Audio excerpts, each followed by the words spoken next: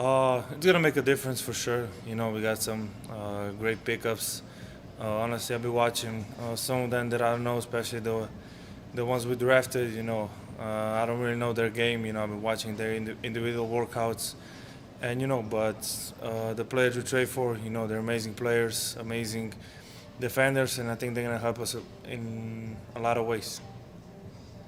Okay, Marcentina. Hi, Luka. Good to see you. Hope you're hanging in there. When the playoffs ended, Rick had said that even with how much you've accomplished your first 2 years in the league, that he sees you being even better this upcoming season. I was wondering, how do you view that, and what have been the things that you're doing to try to build off of what you've already done? I mean, I hope so too. Every year I want to be better. That's the goal. For me, like I always say, I want to win the championship. And that's the goal we entered last year. That's the goal we're gonna enter this year as a whole group. And during this pandemic, all this stuff is gonna be a different season. Some players might get corona, get sick, not be able to be with the team 10 days. So I think there's gonna be a big part on which team is not gonna have positive people, and there's gonna be a lot of time together. I think that's gonna be a key. Okay, next up is Skylar Dixon, AP. Hey there, Luka. When you look back on it, how valuable was that first playoff experience? I mean, it was, not great because we didn't win, but it was my first playoff experience, against an amazing team, a team that was going to win a title, and I learned a lot, not just me. I think the whole group learned a lot, and we're just gonna learn from that, and hopefully we can use it again this year. And Cato. Hey Luca, we were just talking to Josh Richardson, and he was talking about meeting you at 16 out in Santa Barbara. I assume that probably was the P3 workouts. Do you remember meeting him then, and just what that experience is like, and did you keep up with him at the years since then? Yeah, I remember. It was at Santa Barbara. I was still playing for Real Madrid. I was young. I think I was 16. We were working out in the morning in P3. And play some pickups in the afternoon. And since then, we always talk a little bit. Always we gotta play the FIFA stuff. But he likes soccer. I like soccer, and we were keeping up with each other since then. Okay, Callie. Hey Luka, what parts of your game, you mentioned wanting to improve, but what parts of your game did you focus on these last couple of months, and what are you going to focus on going forward? Like I always say, you gotta work on everything. You're never gonna be until you're the best at something. You gotta always work on it. And I'm just working on everything. Especially my shooting. Okay, Coop. Hey Luka, just to follow up on that, what about your shooting have you been spending a lot of time with? And generally speaking, do you think that the biggest improvement for this team will come really from your experiences of last year, specifically being able to close out games better, and the fact that you were able to do a little bit of that in the bubble, is that a sign that you believe that that problem is pretty much in the rearview mirror? First of all, the first question about shooting, just a lot of shooting. A lot of positions, every position, just a lot of shooting. And the second one, not just me, I think the whole group. Last season we had a lot of games that we didn't close the way we should. We were up like 7 minutes ago, and we lose it at the end. And I think everybody learned from that. We are a young team, and I think right now, this season is gonna be way better than last season. Ryan Klein. Hey Luka, Ryan Klein from Mads China with a question from a Chinese fan. Looking around the league and thinking about your own rookie experience, is there anyone in this year's rookie class who you think is especially promising or who you're excited to see develop? I mean, I'm excited for a lot of people, especially our two rookies. First of all, it's got to be uh, the rookies we have on the team for sure. I hope, and I think they're gonna do really good. But there's every year there's a couple of players in the draft. They gotta show up and do good stuff. But specifically now. Okay, Dana, you'll close us out on English. Luka, welcome back. Thank you. Before we officially move on to this next season, you've had several weeks now to reflect on last year, and one shot that is still being talked about, of course, is your game winner in the playoffs. If you will, can you take us back through that shot, what you remember about it now, how you were able to get so open, get that look you wanted as it unfolded? I mean, I remember, just getting to my spot. I think that's the key in the game winners. You gotta get to your spot in the shot. You're confident, and like I always say, the way that when I made it, I look at the bench and everybody was running towards me. I still remember that. If you can just elaborate a little bit more on the emotions you felt as you did see it go in and the teammates coming out. I mean, I don't remember the emotions because after that game, I was thinking about how I felt when I made the shot, and I didn't remember. I was just happy, so that was it. Okay, I'm going to do actually one more in English with Christos from Greece, and then we'll move on to Spanish. Hello, Luka. I would like to ask you how big challenge for you and how hungry you feel to face Facundo Campazzo next season at Denver.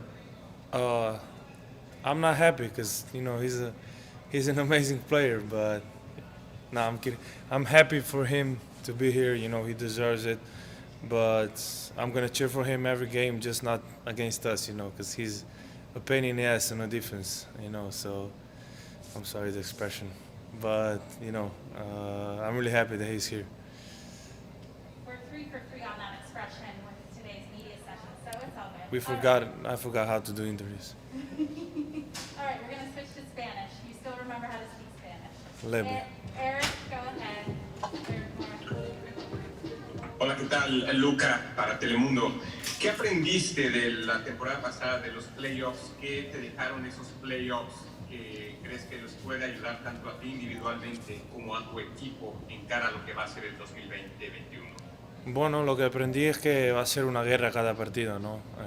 Hay mucho más de solo baloncesto, hay mucha gente que habla mucho, todo va a ser más duro, así que tenemos que estar preparados este año. Okay, next up is going to be Saul. Hola Luka, ¿cómo estás? Luka, cuéntame, ¿cómo ves esta adaptación que va a tener Facundo Campazzo al llegar a la NBA? Obviamente tú también llegaste de Europa, él obviamente con más edad, con más experiencia. ¿Cómo esperas que se va a adaptar a este tipo de juego que es la NBA? Muy bien, creo que incluso mejor. Se va a adaptar muy rápido.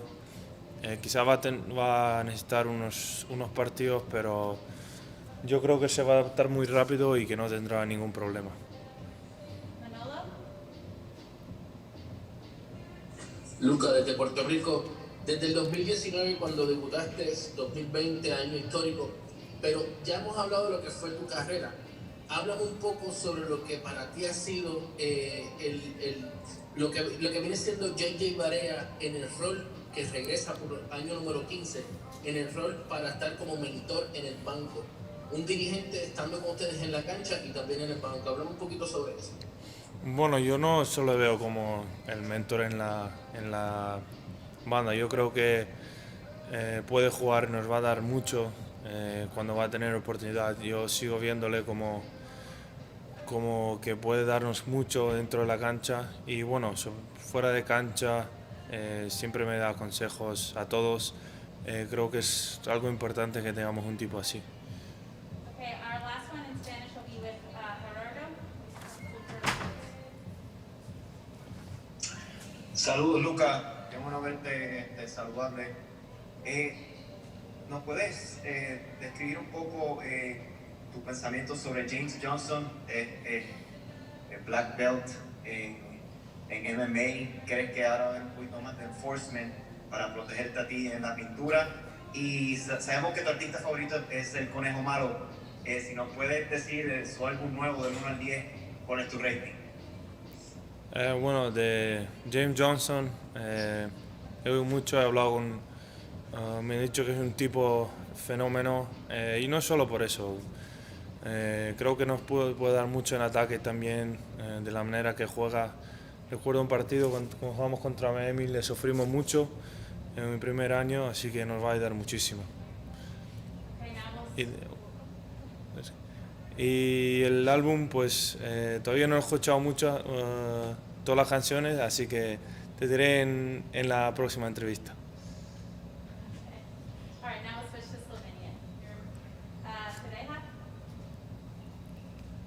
Pozdravljen, Luka. Lahko komentirate uvrstitev slovenske reprezentance na Evropsko prvenstvo in kako ste se počutili, ker se niste mogli pridružiti fantom, čeprav smo slišali, da ste želeli? Ja, super. Mislim, da smo si zaslužili tja. V bistvu sem mislil, da bi mogli že avtomatično biti na Eurobasketu, ampak so si zaslužili, odlično so odigrali. Ja, hotel sem biti, tudi zmer, ko sem bil z reprezentanco, je bilo super, super sem se imel tudi izven igrišča, tako da leto škoda ni šlo, ampak upam, da za naslednje leto bom zihar lahko.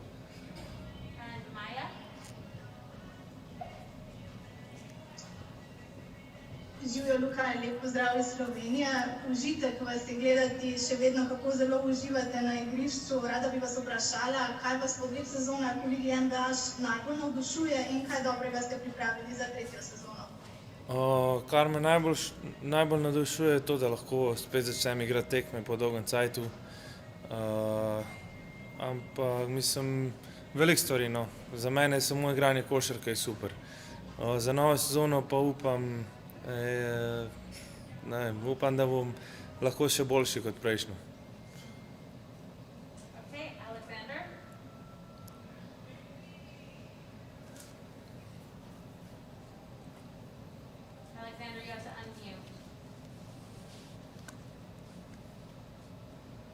Luka, Aleksandar Žigić, Radio televizije Srbije. Dobar dan. Kakve su tvoje očekivanja od tvoje 3. sezone u Dallasu? Ove godine očekuje se ti ima veći uspjeh, a i ti si već broj 1 kandidat za titulu MVP igrača. Očekivanje su, mislim, nadamo se da možemo osvojiti prsten. To je naša prva, to hoćemo da napravimo, ali za MVP-a to nije ni toliko bitno. Šta će biti, ali nadam se da, i ja mislim da možemo osvojiti prsten.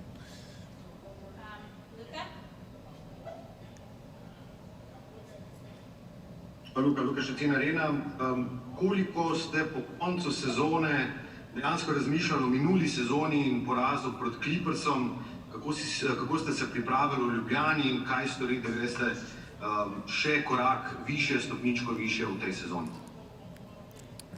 Po resnici je par dni, nič več. Zato, ker življenje v Bablu glih, mislim, pogrešal sem domov, pogrešal sem prijatelje, punco, vse družino. Tako da ne, par dni sem si dal, sem še razmišljal, pol pa bolj malo. Zdaj smo pa spet začeli malo razmišljati, kaj smo kaj narobe naredili, pa kaj smo dobrega naredili za to sezono, tako da to je to.